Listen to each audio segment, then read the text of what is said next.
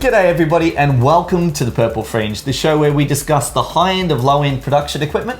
And today we're talking bags. In particular, you know, you've bought all your equipment or maybe you've had a bag that's kicking around for a long time and it needs replacing. So what do you get? And the question is, do you go something small? Do you go something hard case? Do you go something big? And so we've decided to explore a particular option which we think sort of answers a lot of questions, and it is this wonderful little bag here. John, what have we got?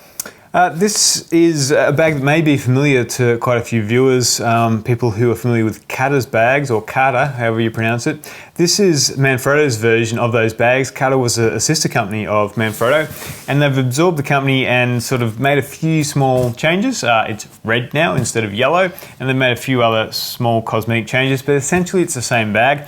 This is the CC 197 bag.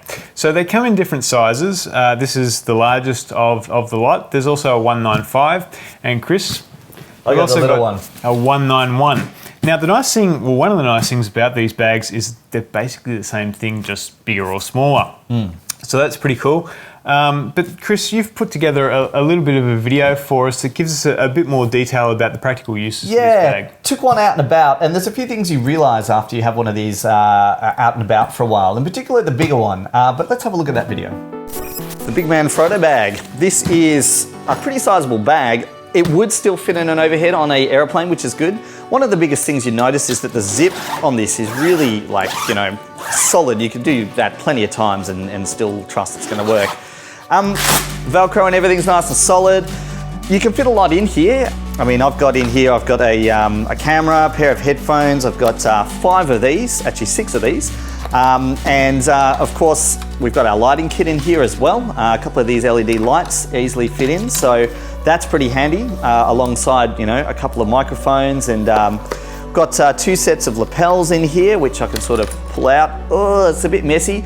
So I would actually opt to put these probably in little pockets, little holders, and then have them in here. The one thing that this doesn't come with is a lot of the dividers for putting inside. So when you actually want to divide your bag up very, you know, specifically to put, you know, slide kits and little parts in, you can't necessarily do that with this bag because it doesn't have that many inserts.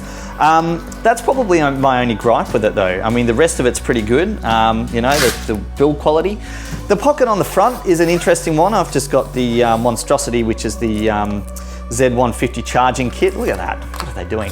And the only thing on the front of this is that it's not particularly solid. So that's very thin material on the front there. And you'll find that, I think with the zip as well, it's probably not as solid as the zip on top, but it's, yeah, it could be a little bit more padded on this bit here. But there are a couple of envelopes in here as well, just for putting whatever you want to fit in there, whether it's spare memory cards or adapters or anything like that.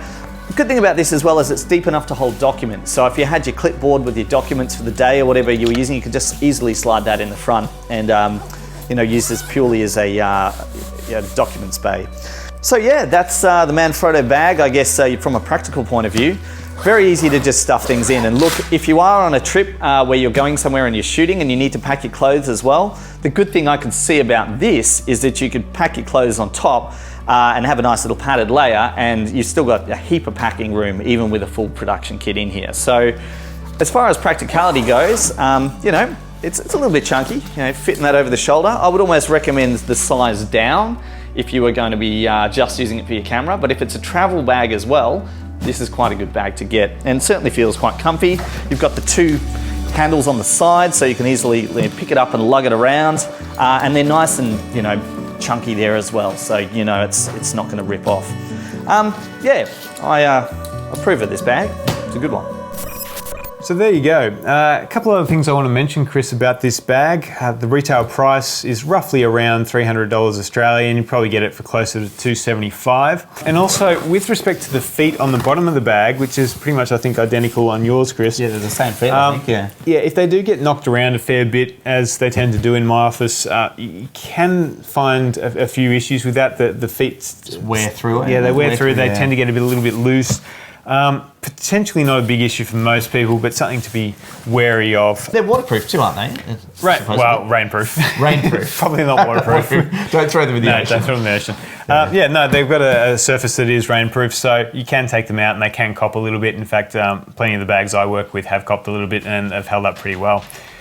So at the end of the day, you can't really ask for more. You just want a bag that you can throw around a little bit. It's still going to protect your gear. You can take it out in the rain. It's got lots of compartments. It's got room to move. The Manfrotto bags, John, would you recommend them?